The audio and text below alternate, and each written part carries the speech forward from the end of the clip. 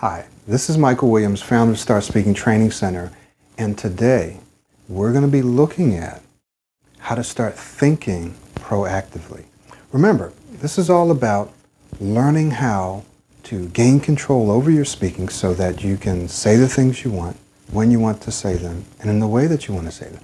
This is about having the freedom to express your ideas and your thoughts and your opinions in the situations where you most need to do that, in meetings or in school, at work, at home, in your relationships with family and friends.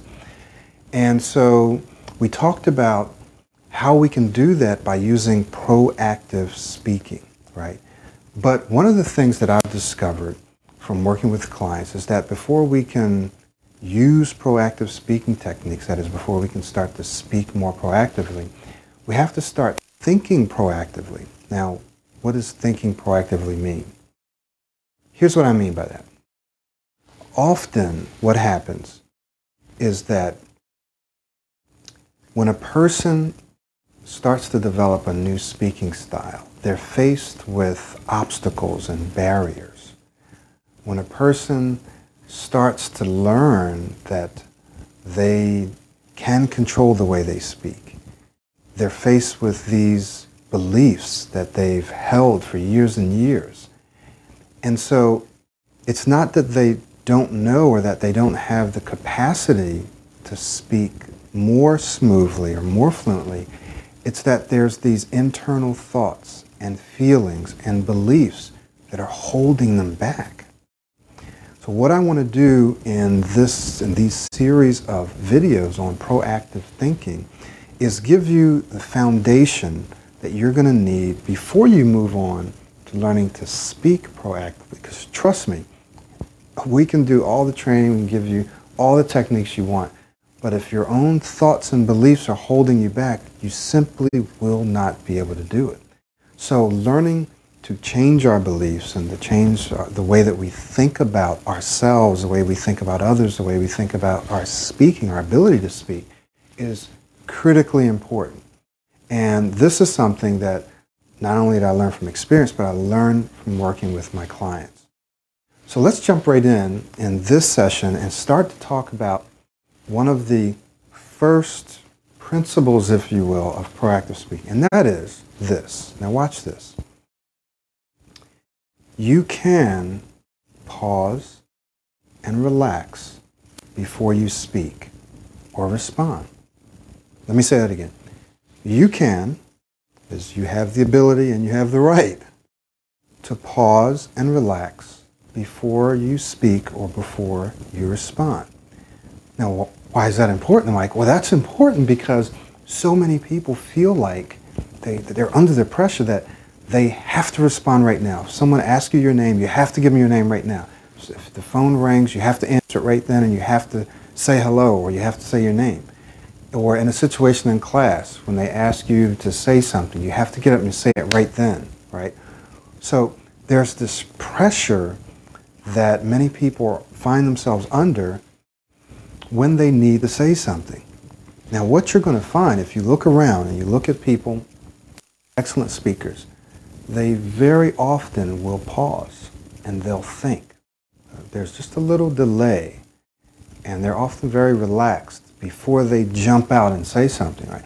So not only is it okay to pause, to relax a little, to think before you speak, it's probably preferred.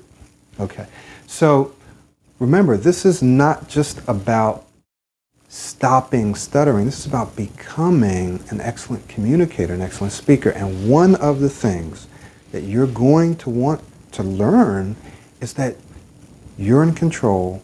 You can pause, you can relax before you speak, before you respond. It doesn't matter what the situation is. It doesn't matter if somebody's pressuring you, because what's the alternative? The alternative is that you're not able to say anything, or you stutter, or you mess up, right? That's the alternative. So isn't it better to pause, take a break before you speak?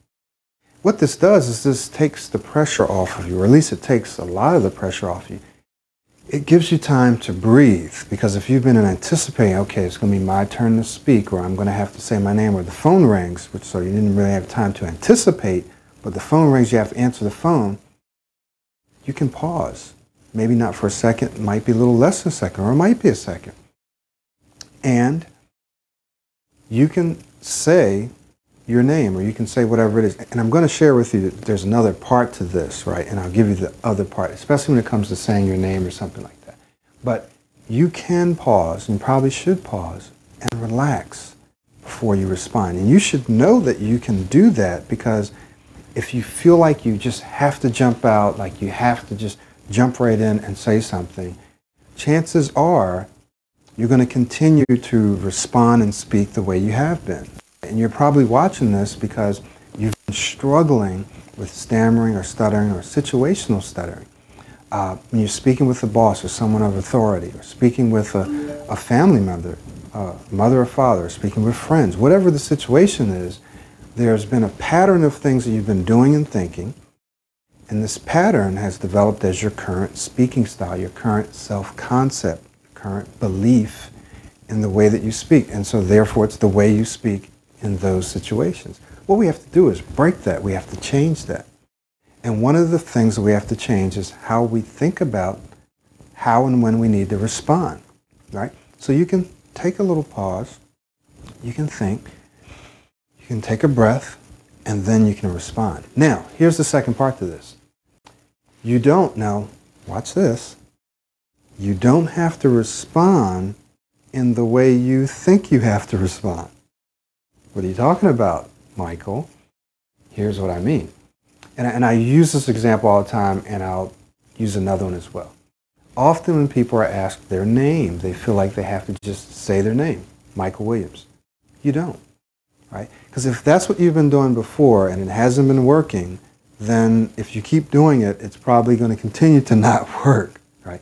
So as a strategy, what I want you to do is to use some introductory words or phrases to say your name, right?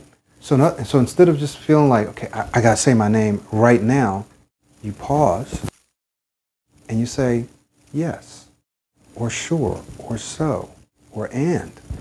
And my name is Michael Williams. So my name is Michael Williams. Yes, my name is Michael Williams, right? So you have these phrases that you're using, and you find the phrase or the word that you know you can always say. And I've said this before, but it's so it can be the difference between you saying your name smoothly and having a successful speaking situation or a successful speaking experience, right? And the more of those you have, the more you begin to believe and know that I can speak well, I can say my name. The more of those you have, the more successful you will be in speaking well, right? The more you'll be changing this pattern. So this is important because you need to know that you find some words or phrases that you can say as an introduction to saying your name. Well, I shouldn't have to do that. Well, you do. It's what you have to do strategically now to get you to a place where one day you won't have to do it. You can just say your name, because now you're not thinking about saying your name. You're not thinking that you can't, because you already see yourself. You already believe that you're an excellent speaker. So you don't have to use those strategies in the future. For now, you may have to. So that means finding something that you can say before you say your name, before you say your phone number, before you say email, before whatever. But it's a strategy. It's a strategy. And in addition to that, you're eventually going to be doing some other work. And the other work that I do with my clients is I have them do modeling. I have them practice something in our sessions. I have them work on it by themselves, and they come and they present it to me and they model, and then I evaluate it and I give them feedback until they get it right. And then once they get it right, they're able to speak more fluently, not only presenting but also in conversations. It takes a lot of hard work and it takes time. So there is some other work that you will need to do, but this has to be done, this has to be laid as a foundation prior to and while you're doing this other work. So if you're thinking that you have to respond right now, or I'm just going to say my name, then you get in a situation and you get stuck and you block and you can't say your name, or you feel pressure and then you're like, okay, this isn't working, and then you give up, right? So what I'm sharing with you is something that I know from experience, and I've shared this with my clients and they've used this, is that you develop some introductory phrase and you believe and you know that, okay, I'm in control. Because remember, this is proactive speaking. It says you can and you are in control of your speech. You are free to say what you want, when you want, and the way you want. And it's a process getting there. But one of the first things that you have to do is to begin to think and to believe that you can relax, you can pause before you speak, before you respond. The second part is what? That you don't have to say what you're going to say in the way that you think you have to say it. So you don't have to come out and just say your name. You can say an introductory phrase, right? So yeah, so that might mean going around a little bit, right? But you're doing that as a strategy. You're not doing that as a permanent solution. And that's the difference between what I'm saying and using tricks and tips and, you know, saying it in a long roundabout way as a permanent solution. There's a distinction in doing that as a strategy while you're pushing yourself, while you're training, so that you don't have to use that as a strategy. Does that make sense? So if you're watching this and you've been to speech therapy, or if you are a speech therapist, you're saying, well, that's avoidance and that's saying things in a roundabout way. You're exactly right. We're using avoidance and we're using the other thing as a strategy, as a short-term strategy to help you develop successful speaking experiences while you work on developing a new speaking style, which will allow you to just come out and say your name whenever you need to. Okay? Does that really make sense? That's the strategy, and it works, and it works, and it works. Okay, so let's do a brief review.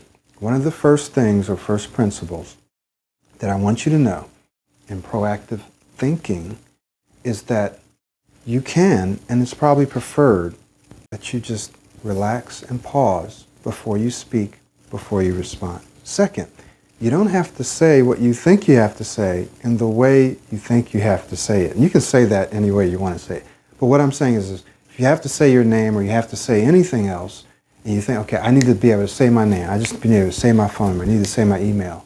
And so then you go to say it and you block up. Well then, remember, I don't have to say it in that way. I can add an introductory word. I can add an introductory phrase before I say it. That will help me be successful in saying it. All right. I hope that this has been helpful. This is so important. I'm seeing the difference between people using the strategy and being able to say those things successfully, not using it and blocking up in a high-pressure situation, right? That's the difference in this principle of proactive thinking. It's that important that if you use it, you might be able to say something smoothly and confidently, and if you don't use it, you might not be able to. That's how powerful, that's how important this is. Look forward to hearing your comments on this, your questions or your comments, and go ahead and share this video, and I'll be working on the next video for you for our next principle of proactive thinking. So we're talking about changing our thinking so that it's more proactive and not reactive, not responsive, okay? So this is Michael Williams. Thank you for listening. I'll see you in the next video.